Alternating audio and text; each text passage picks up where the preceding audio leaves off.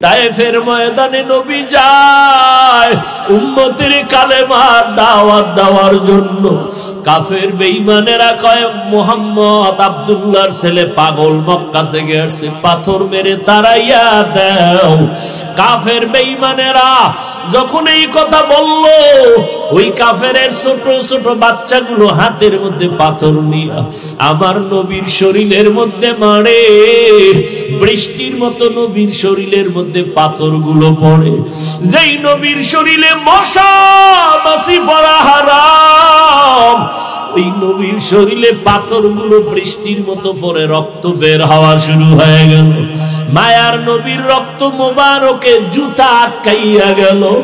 আমার নবী কাঁদে। আমার আল্লাহ কয় জিবরাইল যাও, আমার নবীর কান্না বরদাস্ত করা যায় না। তায়েফের ময়দানের মানুষগুলো সব ধ্বংস করে দাও। মায়ার নবীর কাছে জিবরাইল এসে বলে, ইয়া রাসূলুল্লাহ, বেঈমান কাফেরের বাচ্চারা পাথর মারে, আপনার শরীরে রক্ত পড়তেছে।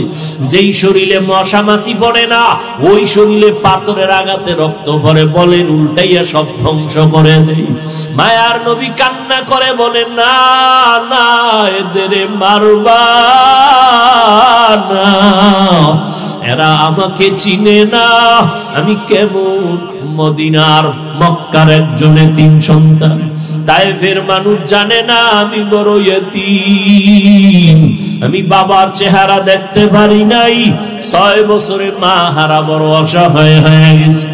ও যুবক, ওই মা বাবার দোয়া ছাড়া কোনোদিন সফলতা হবে না, আল্লাহর কসম।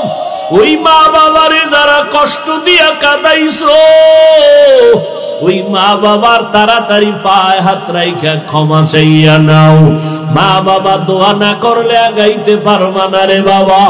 যার মা নাই, যার বাবাও নাই, আল্লাহর কাছে দোয়া করো, কান্না করো, কবরের কিনারায় জিয়ারত করো, কান্না করো। আর যার মা বেঁচে আছে, ও যুবক, বাসায় যাইয়া মাকে বলবারে, মা, আজকে ময়দানে দেখলাম অনেক যুবকদের মোনাজাতে কান্না করে, আমার চোখে কেন পানি আসে না?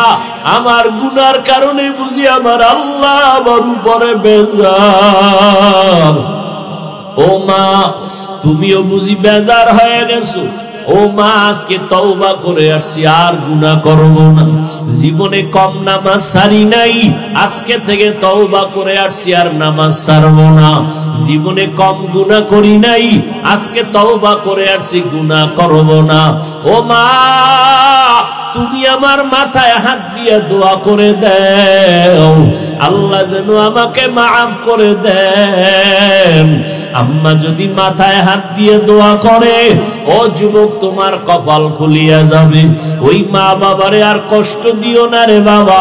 মনে মনে আমার আল্লাহকে একটু ডাক দাও, আর আমার আল্লাহকে গোপনে বলো, আল্লাহ, এই ময়দানে মনে হয় আমার মতো গুনাহগার আর দ্বিতীয় কেউ নাই। গুনার কারণে আমার হাত না পাক, আমার চোখ না পাক, আমার জিহ্বা না পাক, অন্তর না পাক। ও আল্লাহ, এই গুনাহ নিয়ে কবরে যেতে চাই না। ও আল্লাহ, দুনিয়াতে একটা মশার কামড় সহ্য করতে পারি না। গুনাহ নিয়ে কবরে গেলে হাসরের মাঠে কেমনে আযাব সহ্য করব? ও আল্লাহ, তুমি মাফ করে দাও। আজকে থেকে আর মা বাবারে কখনো কষ্ট দিব না, মুরব্বীদের সাথে বেয়াদবি করব না। আজকে থেকে উলামায়ে কেরামের কথা শুনিয়া নবীর তরিকা মানিয়া চলব। আর কখনো গুনার কাছেও যাব না, বেপরদায় চলব না, দাড়ি আর কাটবো না, নবীর কলিজায় সুন্নাত জবাই করে আর আঘাত দিব না। হেদায়েতের মালিক আমার আল্লাহ। আবু জাহালকে নবী বয়ান করলেন, 13 বছর কালেমা পড়ে নাই, বরং বিরোধিতা করলো। আর ওদিকে ওমরের মতো বান্দা নবীর গর্দান কাটতে আসিয়া কালেমা পড়ে ফেললো। ঠিক ওই লাইনের 2 দল মানুষ এই প্যান্ডেলে কিয়ামত পর্যন্ত থাকবে। এক দল হাজারো বয়ান শুনবে, এরপর আবু জাহালের মতো তওবা করবে না। বরং মোনাজাতের পরে বাইরে গিয়া বিরোধিতা করবে। আর একদল আল্লাহর বান্দা ওমরের মেজাজওয়ালা গুনাহগার প্যান্ডেলে আসার পরে হঠাৎ গুনার কথা মনে পড়বে, তওবার নিয়ত করে কবরের আযাবের ভয়ে কান্না করে এমন ভাবে তওবা করবে জীবনে আর কখনো গুনার কাছেও যাবে না। জানি না কার কপাল খুলে যাবে, কার কপাল পুড়ে যাবে জানা নাই। তবে বলবো বাবারা, এখনো যারা তওবা করার নিয়ত করতে পারো নাই, আজকে রাত্রটা তোমার কেমন যাবে তোমার জানা নাই রে বাবা। আজকে তুমি সুস্থ হতে পারে, কালকে ঘুম থেকে উঠা তুমি অসুস্থ হয়ে যাওয়া। এর যুবক, ওই কোরআনের ভিতরে আল্লাহর বয়ান কোনটা মিথ্যা না। বলো, ওই আল্লাহর কোরআনে জান্নাতের বয়ান আসেনি? ওই কোরআনে জাহান্নামের বয়ান আসেনি? শুধু জান্নাত আর জাহান্নামের বয়ান আছে এতটুকুই না, আল্লাহ স্পষ্ট বলে দিয়েছেন কারা জান্নাতে যাবে কারা জাহান্নামে যাবে। আল্লাহ তাও বলেছেন, ইন্নাল আবরারা লাফি নাঈম ওয়া ইন্নাল ফুজ্জারা লাফি জাহিম। নেক আমল যারা করবে তারা জান্নাতের পথিক, যারা গুনাহ করবে তারা জাহান্নামের পথিক। জান্নাতটা কেমন আরামের ঘর আল্লাহ তাও কোরআনে বয়ান করেছেন। গুনাহগারের জন্য জাহান্নাম বানাইছেন কেমন ভয়ঙ্কর, আল্লাহ তাও কোরআনের মধ্যে বয়ান করেছেন। আল্লাহ কয়, বান্দা একটা সেকেন্ডের আযাব সহ্য করতে পারবা না। বৈজ্ঞানিকরা বলছে জমিন থেকে 9,30,00,000 মাইল উপরে সূর্য। এই জমিনটা যত বড়, এর থেকে 13 লক্ষ গুণ বড় হলো সূর্য।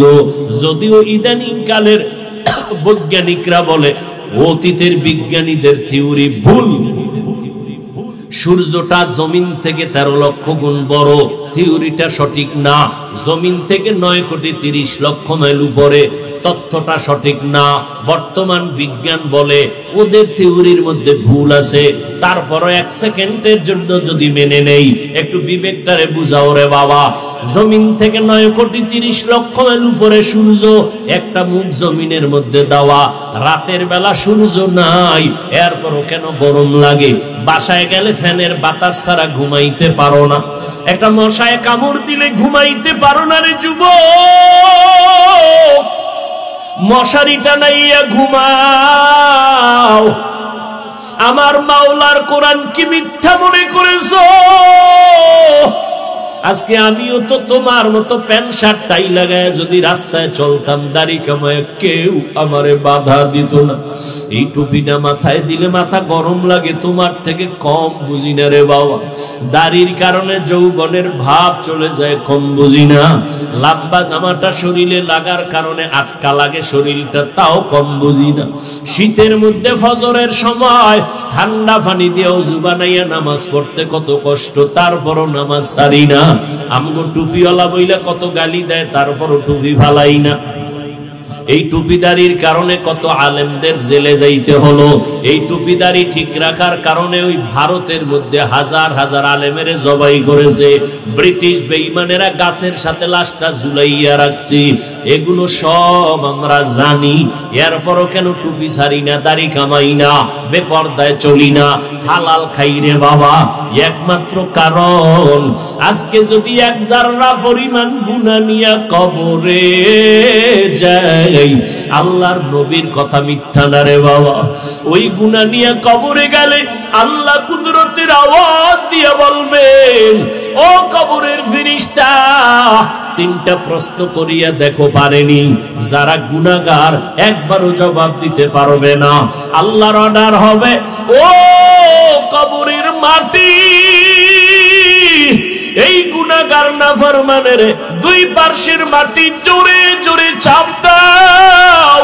এত জোরে কবরের মাটি 2 পার্শ্ব থেকে চাপ দিবে, পাজরের হাড়গুলো চুরমার হয়ে যাবে। বাবারা, কবরের আযাব অনেকেরা বিশ্বাস করে না, এই জন্য আল্লাহ বাংলাদেশে কিছু আযাব দেখাইয়াও দিছে। কত কবরে আগুন দেখা গেছে, কত কবরে দেখা গেছে ধোঁয়া, আবার কত কবরে দেখা গেছে 30 বছর পর কাফন সহ লাশটা কবরের ভেতরে তাজা, সাদা কাফনের মধ্যে একটা দাগও লাগে নাই।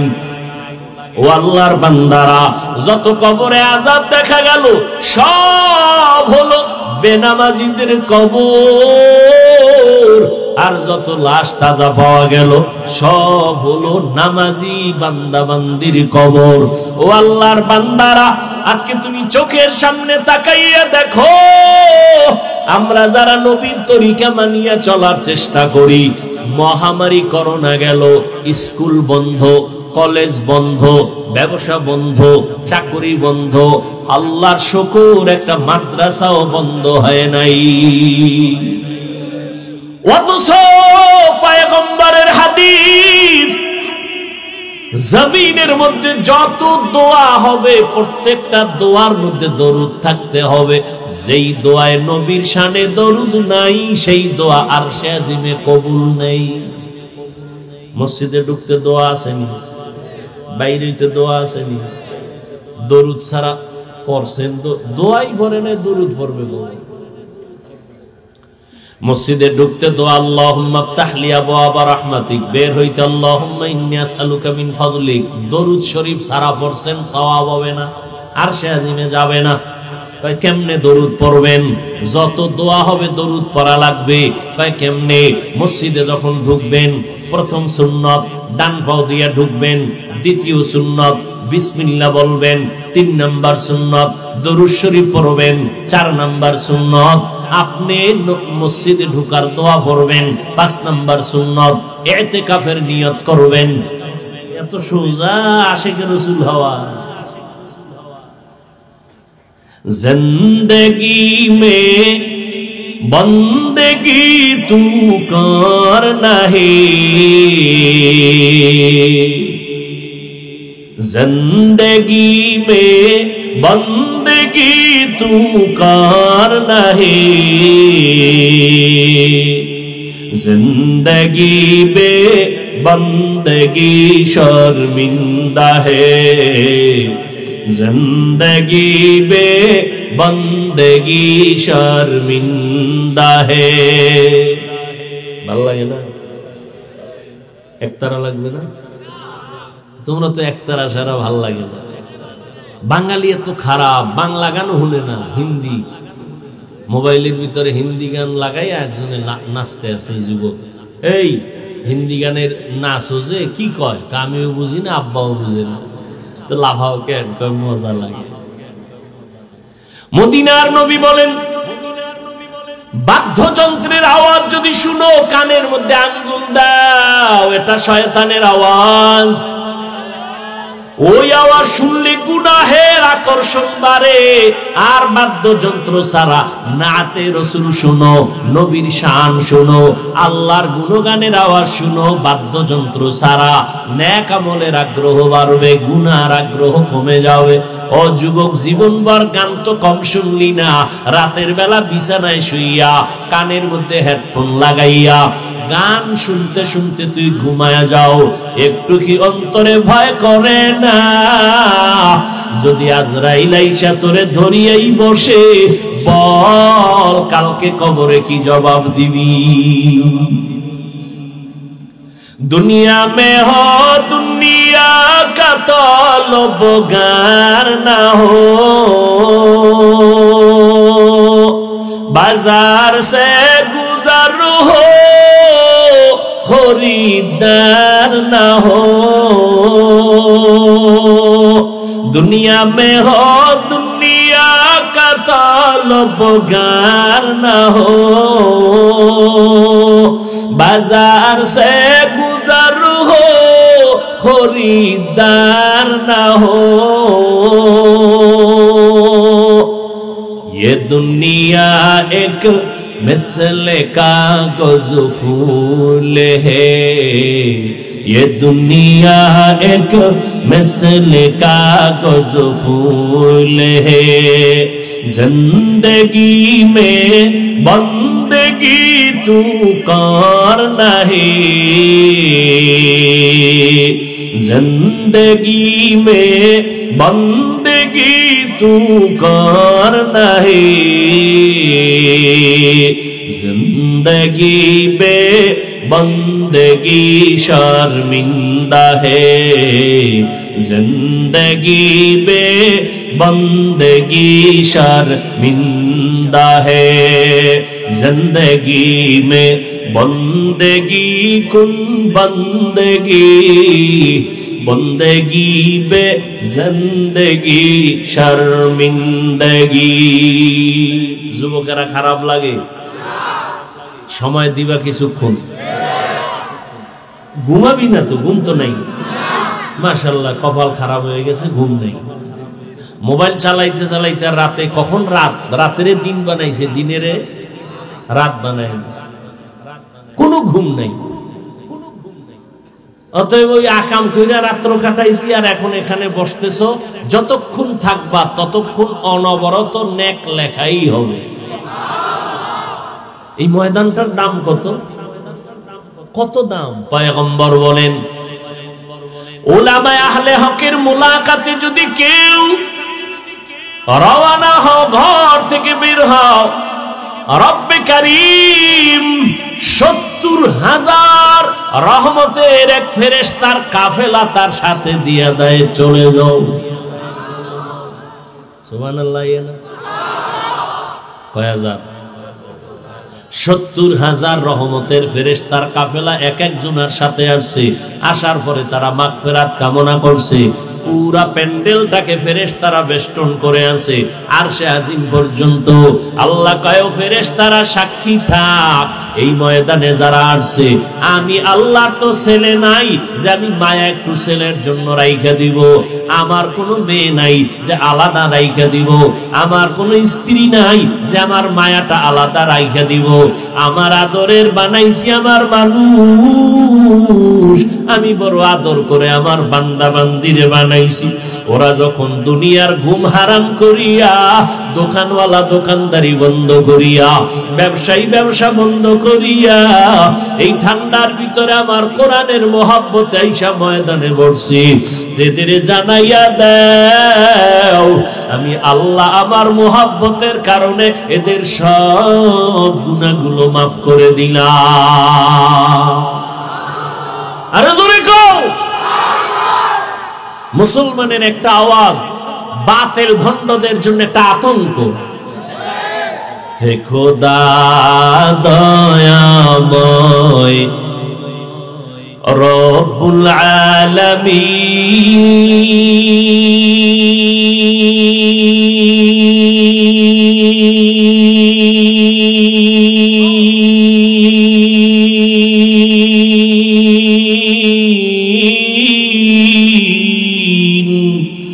জীবনে মরণে ভয় কি হবে সেই দিন হে খোদা হে খোদা দয়াময় রব্বুল আলামিন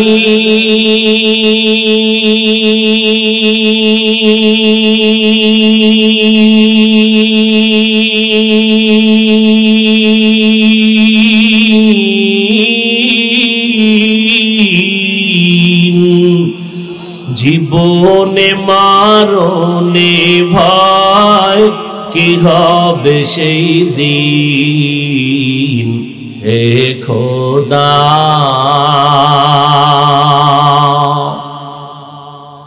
ধরাতে আসিয়াজি বড়ই অসহায়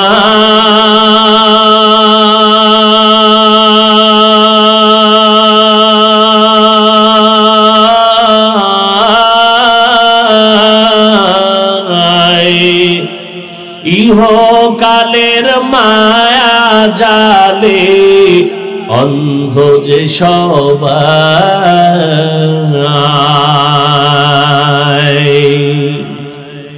ধরাতে আসিয়াজি বড়ই অসহায়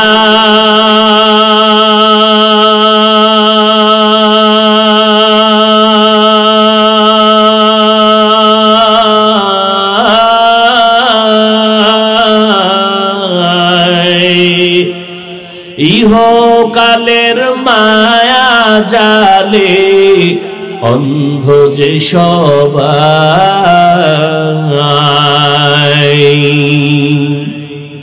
দাও হেদায়াত মুক্তি দাতা দাও হেদায়াত মুক্তি দাতা গফুরুর রহিম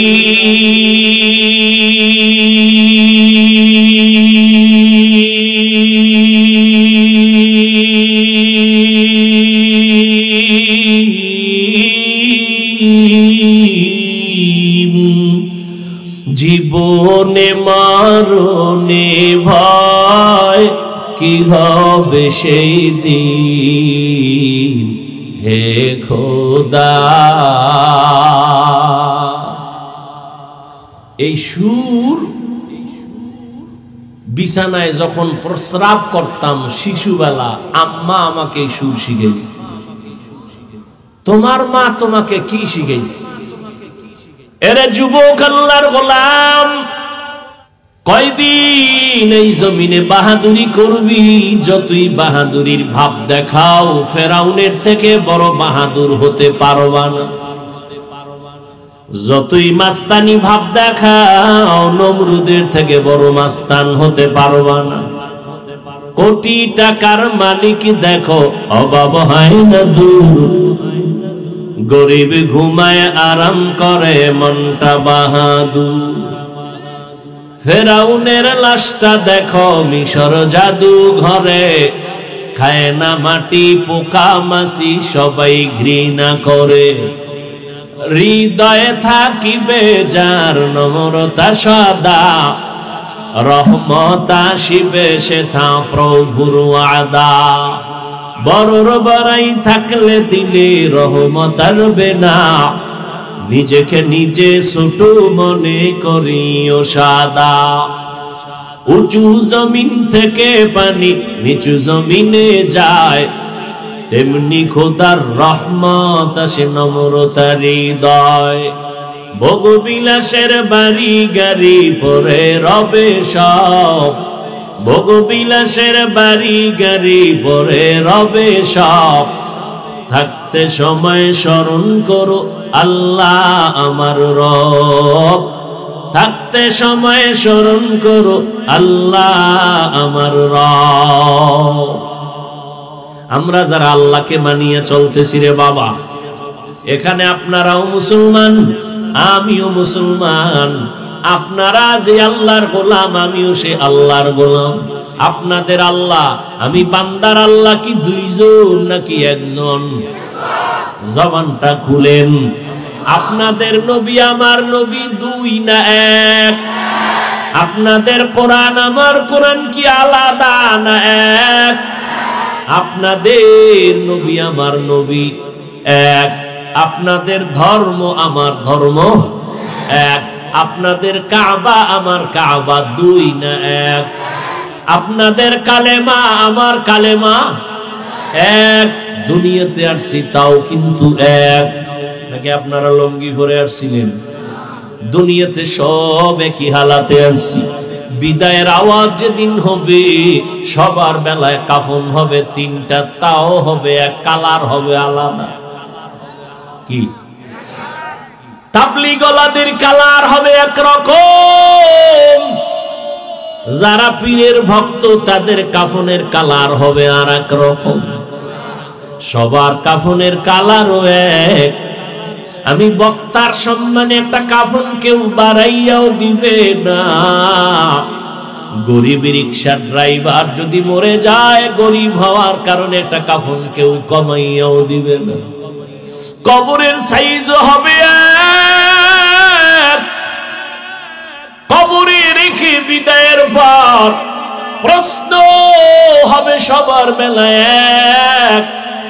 আমাকেও যেই প্রশ্ন করা হবে তোমাকেও সেই প্রশ্ন করা হবে। কে ধনী কে গরিব, কে আলেম কে গায়রে আলেম, কে ঈমানদার কে বেঈমান, সবার বেলায় প্রশ্ন তিনটা এক। রবের পরিচয় দাও, ধর্মের পরিচয় দাও, রাহমাতুল লিল আলামিনের পরিচয় দাও। এরে যুবক, প্রশ্ন তিনটা কিন্তু আউট হয়ে গেছে। নবীরাও এই তিন প্রশ্নের জবাব ঠিক করাইছেন জীবনভর। তাবলীগওয়ালারা ওই তিন প্রশ্ন বুঝাইতেছে, বাবা প্রশ্ন তিনটা রেডি করো, রবের গোলামি করো, ইসলাম মেনে চলো, রহমতের নবীর সুরাতটা নিজের ভিতরে ঢুকাও। কারণ আমার নবীর মতো কোনো নবী নাই, আমার নবীর মতো আদর্শ আর কারো আদর্শ নাই। আমার নবী এমন দামি নবী, যেই নবীর জীবনে একটা মিথ্যা কথা বলেন নাই। কেমন মায়ার নবী, আমার জীবনে কোনোদিন কারো সাথে একটা গালি দেন নাই, গালির জবাবও দেন নাই। কেমন মায়ার নবী আমার, কোনদিন কারো দিকে চোখ গরম করে তাকান নাই। আমার নবীর আদর্শ পাইয়া মক্কার মানুষ ছিল সর্বোপরি খারাপ, এই মানুষগুলো স্বর্ণের মানুষ হয়ে গেল। আল্লাহ পাক লিস্টি দিয়া জিব্রাইলের পাঠায়, কয় ও জিব্রাইল, আমার নবীর কাছে লিস্টিটা দিয়া দাও। লিস্টির মধ্যে যাদের নাম আছে নবী যেন শুনাইয়া দেয়, এই লিস্টির যত নাম আছে সবাই বিনা হিসাবে জান্নাতি। ও যুবক, তোমার আমার আল্লাহ এক, নবী এক, কোরআন এক, কাবা এক, ধর্ম এক, কালেমা এক। অথচ তোমার টুপি মাথায় দিতে লজ্জা লাগে, আর আমি নবীর আদর্শের টুপি না দিলে লজ্জা লাগে। তুমি কেমন ভিআইপি মুসলমান? তোমার আল্লাহ আমার আল্লাহ এক, নবী এক, কাবা এক, ধর্ম এক, কোরআন এক, সব এক। তোমার মসজিদে ঢুকতে লজ্জা লাগে, আর আমি মসজিদে না ঢুকতে লজ্জা লাগে। তোমার দাড়িটা রাখতে লজ্জা লাগে, আমি দাড়িটা কাটতে লজ্জা লাগে। কেমন তুমি মুসলমান, চিন্তা করো। আজকে তোমার পেছনে কেন বয়ান করে সময় নষ্ট করব? আজকে তো চট্টগ্রামের পাহাড়ে ঢুইকা বয়ান করা দরকার। খ্রিস্টান মিশনারিরা আমাদের মুসলমানের উপরে অত্যন্ত চক্রান্ত চালায়। আজকে বয়ান করা দরকার ছিল পঞ্চগড় ঠাকুরগাঁয়ে, ওখানে টাকার প্রলোভন দেখাইয়া আমার মুসলমানের কাদিয়ানি বানানোর ষড়যন্ত্র করে। ওদের কাছে যাব কখন? আজকে হিন্দুদের পাড়ায় গিয়া বয়ান করা দরকার, খ্রিস্টানদের গির্জায় গিয়া বয়ান করা দরকার। বিধর্মীরে কোরআন ধইরা ধইরা বুঝায় বয়ান করব, পাও ধরে বয়ান করব। কই, তাদের কাছে একটা সেকেন্ড যাওয়ার সময় নাই। 12টা মাস দিন নাই রাত নাই মুসলমানের পেছনে দৌড়াই। খানাও টাইম মতো খেতে পারি না, টাইম মতো ঘুমাইতেও পারি না। তাবলীগওয়ালারাও পেছনে মেহনত করে, পীর সাহেবরাও দৌড়ায়, বক্তারাও দৌড়ায়, ইমাম সাহেবরাও মেহনত করে আপনাদের পেছনে। ফলাফলটা কি হইল? এখানে এত মানুষ, অথচ ফজরের নামাজ পড়ে নাই, জোহরের নামাজ পড়ে নাই, আসরের নামাজ পড়ে নাই, মাগরিবের নামাজ পড়ে নাই, এশার নামাজ পড়ে নাই। এই রকম আশেকে রাসূল এই ময়দানে আছে না নাই?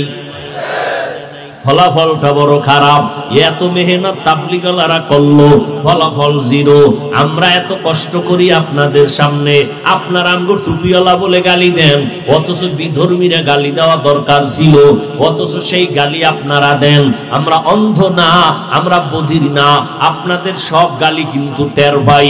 আপনারা কত বাজে কথা বলেন তাও শুনি, এরপরও কিন্তু একটা গালি আমরা দেই না, বরং দিলটা নরম বানাইয়া সামনে আসলে সালাম দেই, আপনাদের বুকের সাথে লাগায়া আলিঙ্গন করি। এত বুঝাই কেন? একমাত্র নবীর আদর্শ লালন করি, একটা গালির জবাব দেই না। ইমাম সাহেবের উপরে এত অত্যাচার, একটা গালিও দেয় না। ও আল্লাহর বান্দারা, বিনিময়ে কি দিয়েছো? একটা টাকাও তুমি দাও না। তোমার টাকায় কোনো হুজুর চলে না, তোমার বেতনে হুজুর চলে না। আল্লাহর মোহাব্বত নিয়ে চলতেছি। ও আল্লাহর বান্দারা, আমরা কি চাই? একবারও কোনো আলেম বলে না আমার দলে আসো, আমার দল করিয়া চলো। সবার এক আওয়াজ, রবের পরিচয়টা নাও, রবের গোলামি করো, ইসলামের মালাটা গলায় লাগাও, রহমতের নবীর আদর্শের মালা গলায় লাগাও। অন্ধকার কবরে যাওয়ার আগে তুমি একটা মানুষ হইয়া চলো। স্কুলে পড়ো বাধা নাই, কলেজে পড়ো বাধা নাই, ব্যবসা করো বাধা নাই, চাকরি করো বাধা নাই, আমার মাওলার গোলাম হইয়া তারপরে চলো। তোমার মতো যুবক স্কুলে পড়ে, কলেজে পড়ে, 5 বেলার নামাজ পড়ে। সত্য কথা বলো, আছে না নাই? তুমি কেন পারবা না রে বাবা? তোমার মতো যুবক রাস্তায় গাড়ি চালায়, 1 বেলার নামাজ বাদ দেয় না। তুমি কেন পারো না রে বাবা? তোমার মতো যুবক ময়দানে কৃষি কাজ করে, সময় মতো গামছাটা বিছাইয়া নামাজ পড়ে। তুমি কেন পারো না রে বাবা? তোমার মতো সন্তান র্যাব, আর্মি, পুলিশ, বিডিআরের চাকরি করে, নামাজ বাদ দেয় না, নদীর মধ্যে কাজ করে, মাছ ধরে, নামাজ ছাড়ে না। তুমি কেন পারবা না রে বাবা? আসলে কি মনে করছো হুজুরেরা মিথ্যা কথা কয়? আসলে কি মনে ভাবছো আমার নবীর কথা মিথ্যা? আসলে কি মনে মনে ভাবছো হুজুরদের কোরআনের কথা বুঝি মিথ্যা? একটা প্রমাণ কোরআন শরীফ থেকে পারলে বের করে দাও। একটা ভুল যদি এখন বের করে দাও, আল্লাহর কসম আমি এখন দাড়িটা কেটে ফেলবো, প্যান্ট শার্টটাই লাগাইয়া আমি রাস্তায় যাইয়া আল্লাহর বিরোধিতা শুরু করব, আর জীবনে আল্লাহর কথা বলবো না। কিন্তু তুমি কেন 1500 বছর পর্যন্ত কত বেঈমানেরা আল্লাহর কোরআনের ভুল বের করার অপচেষ্টা করেছিল, একটা ভুল কেউ বের করতে পারে নাই, বরং শত সহস্র বেঈমান আল্লাহর কোরআনের কাছে মাথা নত করে কালেমা পড়েছে। যুবক বাবারা জিহ্বাটা নাড়ায় বলো, আল্লাহ কুত্তা শুয়ারের ভালো মন্দ যাচাই করার আকল দেন নাই, আল্লাহ মানুষকে দান করেছেন। একটু চিন্তা করো রে বাবা, তোমার অন্তর থেকে জবাব দাও, আল্লাহর কোরআন সত্য নাকি মিথ্যা? কত পার্সেন্ট সত্য? এর যুবক, ওই কোরআনের ভিতরে আল্লাহর বয়ান কোনটা মিথ্যা না? বলো, ওই আল্লাহর কোরআনে জান্নাতের বয়ান আসেনি? ওই কোরআনে জাহান্নামের বয়ান আসেনি? শুধু জান্নাত আর জাহান্নামের বয়ান আছে এতটুকুই না, আল্লাহ স্পষ্ট বলে দিয়েছেন কারা জান্নাতে যাবে, কারা জাহান্নামে যাবে। আল্লাহ তাও বলেছেন, ইন্নাল আবরারা লাফি নাঈম ওয়া ইন্নাল ফুজ্জারা লাফি জাহিম। নেক আমল যারা করবে তারা জান্নাতের পথিক, যারা গুনাহ করবে তারা জাহান্নামের পথিক। জান্নাতটা কেমন আরামের ঘর আল্লাহ তাও কোরআনে বয়ান করেছেন। গুনাহগারের জন্য জাহান্নাম বানাইছেন কেমন ভয়ঙ্কর, আল্লাহ তাও কোরআনের মধ্যে বয়ান করেছেন। আল্লাহ কয়, বান্দা একটা সেকেন্ডের আযাব সহ্য করতে পারবা না। বৈজ্ঞানিকরা বলছে জমিন থেকে 9,30,00,000 মাইল উপরে সূর্য। এই জমিনটা যত বড়, এর থেকে 13 লক্ষ গুণ বড় হলো সূর্য। যদিও ইদানিং কালের বৈজ্ঞানিকরা বলে অতীতের বিজ্ঞানীদের থিওরি ভুল, সূর্যটা জমিন থেকে 13 লক্ষ গুণ বড়, থিওরিটা সঠিক না। জমিন থেকে 9,30,00,000 মাইল উপরে, তথ্যটা সঠিক না। বর্তমান বিজ্ঞান বলে ওদের থিওরির মধ্যে ভুল আছে। তারপরও 1 সেকেন্ডের জন্য যদি মেনে নেই, একটু বিবেকটারে বুঝাও রে বাবা। জমিন থেকে 9,30,00,000 মাইল উপরে সূর্য, একটা মুখ জমিনের মধ্যে দেওয়া, রাতের বেলা সূর্য নাই, এরপরও কেন গরম লাগে?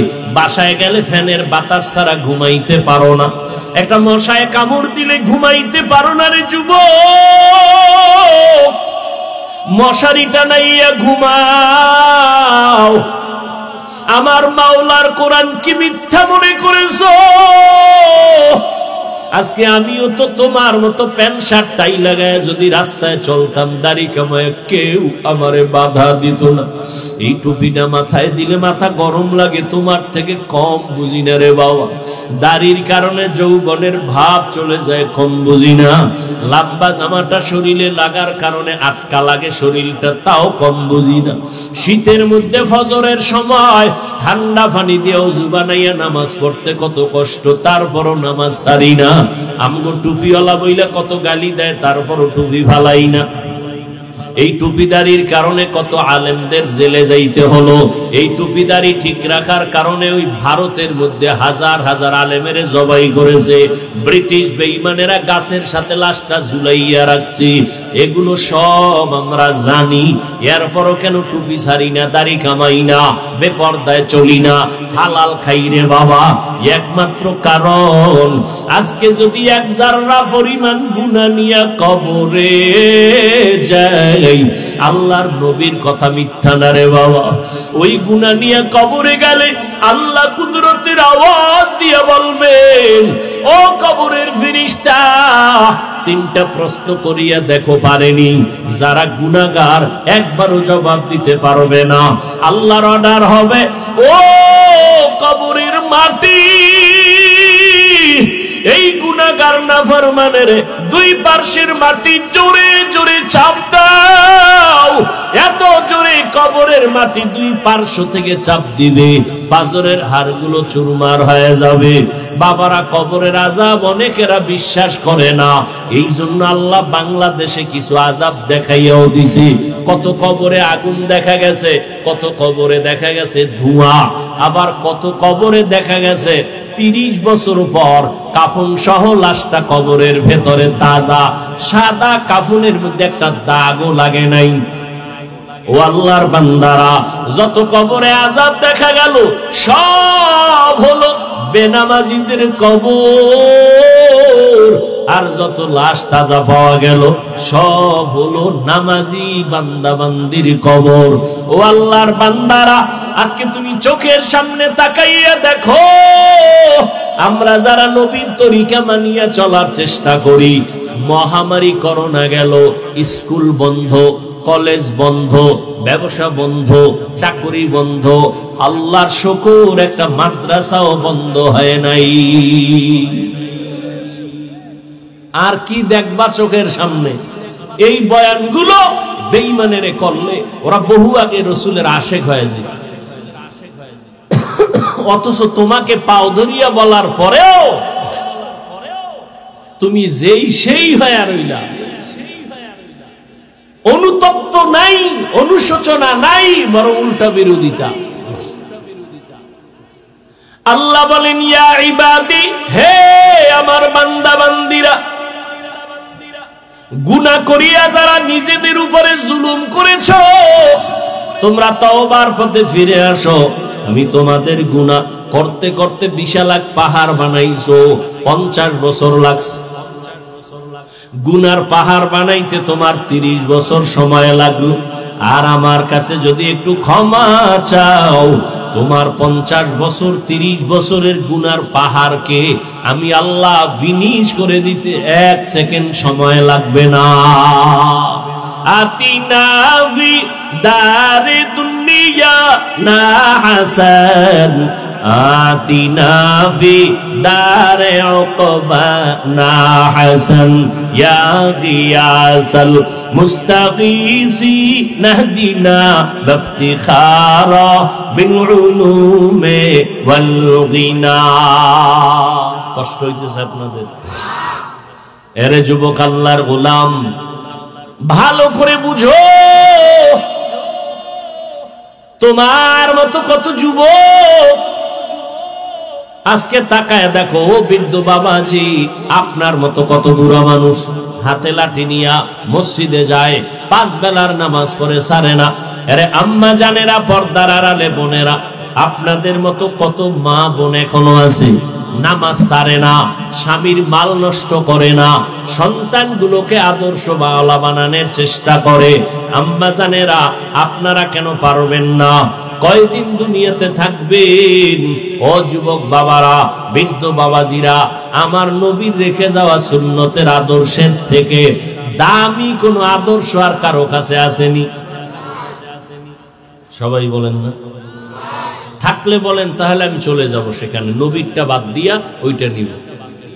যুবকেরা বলো, নবীজির আদর্শ ছাড়া আরো সুন্দর আদর্শ কারো কাছে আছে? সবাই একমত?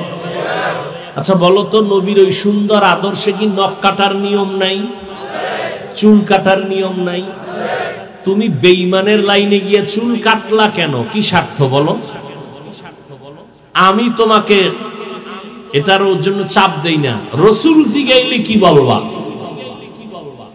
রসুলের সুপারিশ ছাড়া তো জান্নাত পাবা না। নবী যদি বলেন বেঈমানের লাইনে চুল কাটলি কেন, আমারটা ভাল লাগে নাই, কেন গেছো? অথচ রসুলের আদর্শ দেখে বেঈমানরা কালেমা পড়ে। তুমি কেন বেঈমানের লাইনে চুল কাটা? লাভ কি? একটা লাভের কথা বলো একজনে দাঁড়ায় যে হাফিজ ভাই বেঈমানের লাইনে চুল কাটলে মাথা ঠান্ডা থাকে অথবা চোখের পাওয়ার বাড়ে, একটা কও, আমি ওদিকে যাব। আর যদি বলো কোনো কারণ নাই এমনি, তাহলে পায়ে ধরে বলবো তওবা করো। আমার কি স্বার্থ আছে বাবা বলো তো? তোমার কবরে তুমি যাবা, আমার কবরে আমি যাব, তোমার জবাব তুমি দিবা, আমারটা আমি দিব। তো তোমার পাও ধরার সার্থকতা কি? তুমি আমারে বেতন দাও, তুমি আমার জন্য টাকা দাও, এত তোমার জন্য মাথা কামাই, কারণটা কি? মাইয়া বলা সংসারের টেনশন বাদ দিয়া উম্মত নিয়ে দৌড়াইতেছি 12 মাস। তুমি তো মনে মনে বলতেছো কি শান্তিতে আমরা আছি না? হ্যাঁ, আল্লাহর শান্তি দেওয়া তো আলহামদুলিল্লাহ, কিন্তু দুনিয়ার লাইনে যেই পরিমাণ মেহনত আর কষ্ট আমরা করি, সারা দুনিয়াও যদি আমাকে বাদশার চেয়ারে বসায় দেয় শেষ হবে না। দ্বীনের জন্য করি। একটা মদখোর গাঞ্জাখোর ওর পাশে দাঁড়াইলে ঘৃণা গন্ধ, ও বিড়ি টানে, ও গাঞ্জা খায়, ওর পাশে পোশাক পরিষ্কার না, ওর পাশে দাঁড়াইলে কতটা বিশ্রী লাগে। এরপরও দাঁড়াই, এরপরও সালাম দেই, বুকে লাগাই। কি স্বার্থ? আমরা কি পাগল হয়ে গেছি? পাগল তো আমরা হই নাই, কারণ আমরা তো নেশা পান করি না। পাগল তো তারা যারা নেশা পান করে, আমরা তো পাগল হয়ে যাই না। কই লাগাতার বয়ান করতেছি, প্রধানমন্ত্রী 5 মিনিট বক্তব্য দিবেন, জাতির জন্য ভাষণ দিবেন। সেই 5 মিনিটের বক্তব্যটা কি হবে সেজন্য একটা আলাদা টিম তৈরি করে, তারা বক্তব্য লিখে দেয়, কমপ্লিট সাজায় দেয়। এটা 50 বার প্রধানমন্ত্রী রিভিশন দেয় বক্তব্যের আগে। একটা শব্দ যদি আঁকা বাঁকা হয় সম্মানের কল্লা ফেলে দিবে। আর আমরা পাগলের মতো দৌড়াই, টাইম মতো ঘুম নাই, খানা নাই। কক্সবাজার থেকে বয়ান শেষ করে গাড়ি টানলাম, ফজরের সময় বাসায়, আবার এদিকে। এইভাবে প্রতিদিন 12 মাস, কি বৃষ্টি কি রৌদ্র, কি দিন আর কি সকাল কি বিকাল, এত মেহনত করি। পায়ে ধরে ধরে কথা কইতেছি, মনে হয় আমনে গো টাকার কেনা গোলাম, একটু উল্টা পাল্টা হইলে কথা। এই যে অনবরত কথা বের হচ্ছে বের হচ্ছে বের হচ্ছে, এটা তো ডায়েরিতে লেখাও নি না কোনটার পরে কোনটা বলবো। এরকম 12 মাস 2 ঘন্টা 3 ঘন্টা চিল্লাইতেছি একটা কথাই। ময়দানটা কত কঠিন।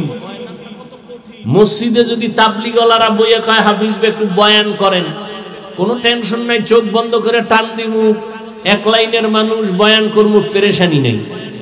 যদি পীর সাহেবের মুরিদরা কয় হুজুর আসেন একটু বয়ান করেন, তাহলে পীরের লাইনের বয়ানটা দিমু, কোনো পেরেশানি নেই। কিন্তু এই প্যান্ডেলটা কত ভেজাইল্লা, আওয়ামী লীগ আছে, বিএমপি আছে, জাসদ আছে, বাসদ আছে, অসৎ আছে, সব ঠিক না? সব যেনি আমাকে পাস করলি দেখলে টাটকা বিসমিল্লাহ ছাড়া কাফের কয়, ওরাও সিফায় খাড়ায় রইছে।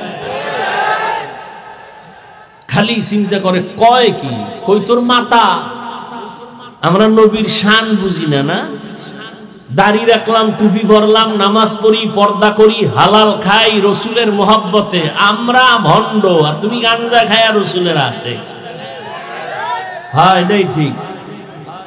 তোমরা গাঞ্জাখোরেরা রসুলের আশেক, আর আমরা সুন্নত পড়ি, নামাজ পড়ি, পর্দা করি, হালাল খাই, আমরা ভণ্ড, তাই তো না? দুইটার এক লাইন নাই। তুই হয়তো আমরা ভালো, তোমরা ভণ্ড, আর না হয় তোমরা ভণ্ড আমরা আশেক। তুমি সুদও খাবা আবার খাবা, রসুলের আসে না। এই চালাকির সুযোগ নাই ইসলামে, এই সুযোগ নেই। ইসলাম বাই ফোর্স নয়, বাই চয়েস। তোমার মন চাইলে কালেমার ঘরে থাকো, না হয় বের হয়ে যাও, কিন্তু বেঈমানের সাথে তাল মিলেই আবার রসুলের বদনাম করবা, এই সুযোগ নেই। ও বাবারা, নবীর রেখে যাওয়া আদর্শ কি হিন্দুরা মানবে, বৌদ্ধরা মানবে, ইহুদিরা মানবে, খ্রিস্টান মানবে? জিব্বা নারায় বলো, কারা মানবে? কোন দেশের মুসলমান? শুধু কুমিল্লার মুসলমান বাপ? হ্যাঁ, তা আপনাদের দাড়ি নেই কেন? এখানে আমি হুজুরের সার্থকতা কি আছে? আপনি দাড়ি রাখলে আল্লাহ খুশি, রসুল খুশি, না রাখলে আল্লাহ বেজার, রসুল বেজার। এখানে আমি হুজুরের স্বার্থ কি?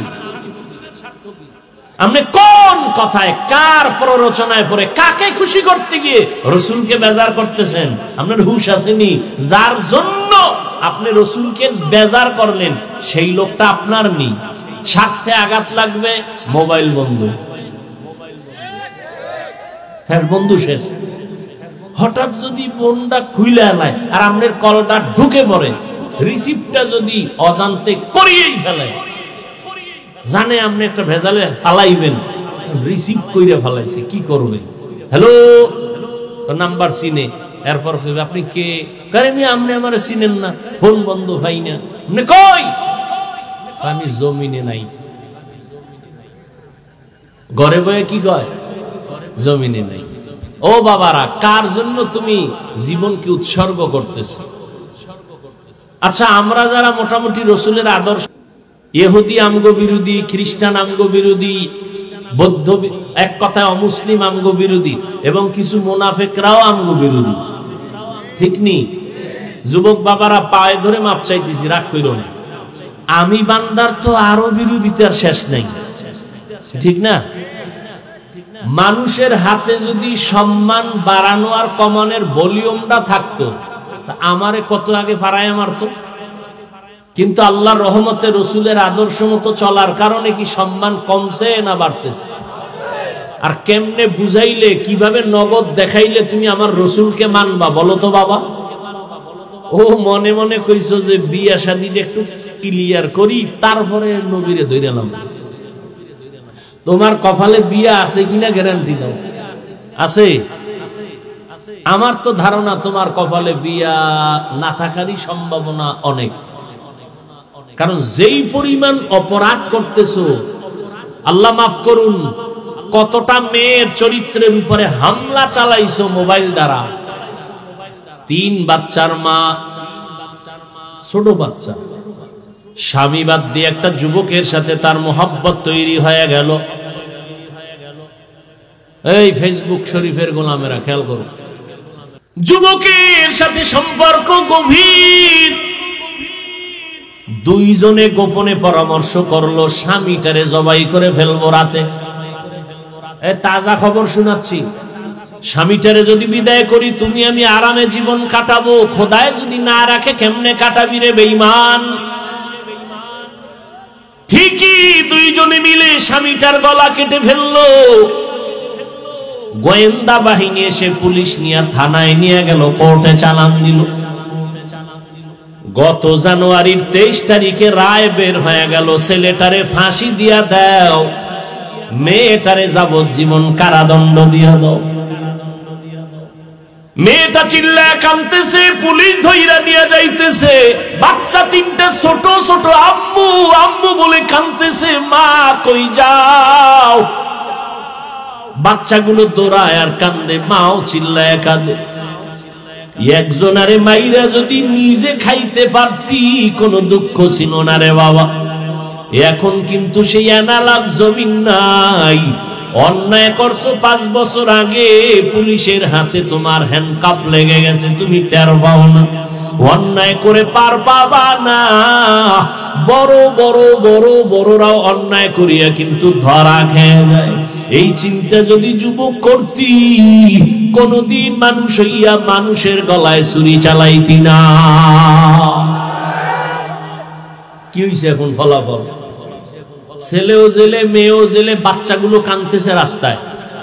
ছেলেটার ফাঁসি হয়ে যাবে, রায় হয়ে গেছে, গত জানুয়ারির 23 তারিখ রায় দিয়ে দিছে। মেয়েটার যাবজ্জীবন কারাদণ্ড। এই জিন্দেগি। এই জন্য বলেছি, কয়টা মেয়ের চরিত্রের উপরে হামলা করেছে রে যুবক। বিয়া আছে কিনা সন্দেহ, যদি বিয়া থাকে বউ পাবি না, পাবি একজন ডানা কাটা পরি জল্লাদ। ডানা কাটা পরি তোর ঘরে আইসা জুতার বাড়ি দিয়া তোরে সাইজ করিয়া বলবে, কয় মাইয়ার জীবন খাইছো, দেখ এবার কত ধানে কত চাল। তোর মায়ের ডানা কাইটা বলবে, তোর মা খারাপ, তোর মায়ের সাথে থাকবো না, চল ঢাকার শহরে, তোর বাপও খারাপ। এবার শ্বশুর শাশুড়ির ডানা কাইটা ঢাকা গিয়া ফ্ল্যাট নিয়ে বসবাস করবে। তুমি একদিকে যাবা, তোমার ম্যাডাম আর একদিকে যাবে। কিছুদিন পর তোমারটা খাইয়া লইয়া চুষে চুষে এবার বলবে, তোর ডানাও কেটে দিলাম, আমি হিজরত করে চলে গেলাম। এইবার তুই পথের ফকির ছাড়া কোনো রাস্তা থাকবে না। আবারও হাসো, একেবারে মাঠের মধ্যে দাঁড় করায় দেব। কিন্তু আমি কথা বলতেছি কলিজা ব্যথা নিয়া, তুমি হাসো। তোমার চরিত্র কত খারাপ তা শুনাচ্ছি, তুমি হাসো। তোমার কপালে অশনি সংকেত, তোমার দুঃখ কপালে নেমে আসবে, সেই সুসংবাদ শোনাচ্ছি। তোমার তো কান্না করা দরকার যে আল্লাহ আমি এত খারাপ না, আজকে তওবা না করে বাসায় যাব। তোমার তো এইভাবে নিয়ত করা উচিত। তুমি হাসতেছো না? পাও ধরলে যদি বলো আর নামাজ ছাড়বা না রে যুবক, বলো আমি নিচে নাইমা পায়ে ধরার জন্য রেডি আছি। একটাই কারণ, আজকে আমিও কেন এত কষ্ট করে দিনের উপরে চলি, একমাত্র আমার মাওলার কোরআন সত্য। গুনাহগার হইয়া কবরে গেলে উপায় নাই। এই জন্য আমার মাওলা কত দয়ার মালিক, প্রতিদিন রাতের বেলা সবাই রে ডাকে তওবা করো। প্রথম আসমানে আল্লাহ আসেন, অতিও গভীর হয় রজনী যখন, নীরবে প্রভুর নাম জপিও তখন। প্রভুর করুণা যদি পাইবারে চাও, গভীর রাতে উঠে প্রভুর গুণগান গাও। ও পর্দার আড়ালের আম্মা জানেরা, আপনারা নবীদের মায়ের মতো মা, আপনারা সাহাবায়ে কেরামদের মায়ের মতো মা। এতক্ষণ আমি আপনাদের সন্তানদের যে সমস্ত কথাগুলো শুনাইলাম রে আম্মা জান, এগুলো বাস্তবায়ন যদি করতে হয়, আপনি মায়ের দোয়া ছাড়া সম্ভব হবে না। ও যুবক, আজকে চেয়ারে বসিয়া কথা বলা আমার ইলমের যোগ্যতা হয় নাই, আমার মা বাবার চোখের পানি আর দোয়া। তুমি আজকে পরীক্ষায় ভালো নাম্বার পেয়েছো, আল্লাহর কসম মা বাবার দোয়া ছাড়া পাও নাই। ও টাকাওয়ালা বাবা, মা বাবার দোয়া ছাড়া, চোখের পানি ছাড়া টাকার মালিক হতে পারো নাই। ওই মা বাবার চোখের পানি আর দোয়া ছাড়া তুমি সম্মানের চেয়ার পাও নাই। ওই মা বাবা জীবন ভর কত কষ্ট করেছে, তুমি একবারও চিন্তা করো না রে যুবক। অনেকের মা বাবা জীবন ভর এত কষ্ট করেছে, বাবার মনে চাইতো ইলিশ মাছ দিয়া খানা খাবে, কিন্তু ইলিশ মাছ কেনার টাকা ছিল না। মায়ের মনে চাইতো বেদানা আঙ্গুর খাবে, কেনার মতো টাকা ছিল না। আজকে তুমি তার সন্তান, আজকে তুমি টাকার মালিক, বাড়ি গাড়ির মালিক হয়ে গেছো। তোমার ঘরে এত ফল, ফ্রিজ ভরা এত মাছ, মাছ পচিয়া যায় খাওয়ার মানুষ নাই, ফল নষ্ট হয় খাওয়ার মানুষ নাই। কিন্তু কি লাভ হবে, যেই মা বাবা আফসোস করিয়া গেলেন, তারা আর সাদা কাফনের প্যাকেট হয়ে কবরে আছে। ওই মা বাবার কথা কি মনে পড়ে না রে যুবক? আমার মায়ার নবী বড় ইয়তীম, আমার নবী দুনিয়াতে আসি একটা আব্বা বলে ডাক দিতে পারেন নাই। 6 বছরে নবী মা হারা বড় অসহায় হয়ে গেলেন। কেমন মায়ার নবী আমার, যেই নবীর শরীর মোবারকে মশা মাছি পড়া হারাম, ওই নবীর শরীরে সূর্যের গরম লাগা হারাম। একটা মেঘের খণ্ড নবীরে ছায়া দান করে। ওই নবী এত দামি নবী আমার, এক জায়গায় কদম রাখলে দীর্ঘ বছর ওখান থেকে মেশকের ঘেরান আসতে থাকে। কেমন মায়ার নবী আমার, রাস্তা দিয়ে যখন নবী চলতেন দুপার্শ্বের গাছ নত হইয়া নবীরে সালাম দিত। কেমন মায়ার নবী রে বাবা, ওই নবীর শরীরে মশাও পড়ে না, মাছিও পড়ে না, হারাম। কিন্তু সেই নবী তোমার আমার জন্য জীবনটা বিলাইয়া দিলেন। তায়েফের ময়দানে নবী যায় উম্মতের কালেমার দাওয়াত দেওয়ার জন্য। কাফের বেঈমানেরা কয় মুহাম্মদ আব্দুল্লাহর ছেলে পাগল, মক্কা থেকে আসছে, পাথর মেরে তাড়াইয়া দাও। কাফের বেঈমানেরা যখন এই কথা বলল, ওই কাফেরের ছোট ছোট বাচ্চাগুলো হাতের মধ্যে পাথর নিয়ে আমার নবীর শরীরের মধ্যে মারে। বৃষ্টির মতো নবীর শরীরের মধ্যে পাথরগুলো পড়ে। যেই নবীর শরীরে মশা মাছি পড়া হারাম, ওই নবীর শরীরে পাথরগুলো বৃষ্টির মতো পড়ে রক্ত বের হওয়া শুরু হয়ে গেল। মায়ার নবীর রক্ত মোবারকে জুতা আটকাইয়া গেল। আমার নবী কাঁদে। আমার আল্লাহ কয় জিবরাইল যাও, আমার নবীর কান্না বরদাস্ত করা যায় না। তায়েফের ময়দানের মানুষগুলো সব ধ্বংস করে দাও। মায়ার নবীর কাছে জিবরাইল এসে বলে, ইয়া রাসূলুল্লাহ, বেঈমান কাফেরের বাচ্চারা পাথর মারে, আপনার শরীরে রক্ত পড়তেছে। যেই শরীরে মশা মাছি পড়ে না, ওই শরীরে পাথরের আঘাতে রক্ত পড়ে, বলেন উল্টাইয়া সব ধ্বংস করে দেই। মায়ার নবী কান্না করে বলে, না না, এদের মারবা না, এরা আমাকে চিনে না। আমি কেমন মদিনার মক্কার একজন এতিম সন্তান। তায়েফের মানুষ জানে না আমি বড় এতিম, আমি বাবার চেহারা দেখতে পারি নাই। 6 বছরে মা হারা বড় অসহায় হয়ে গেছে।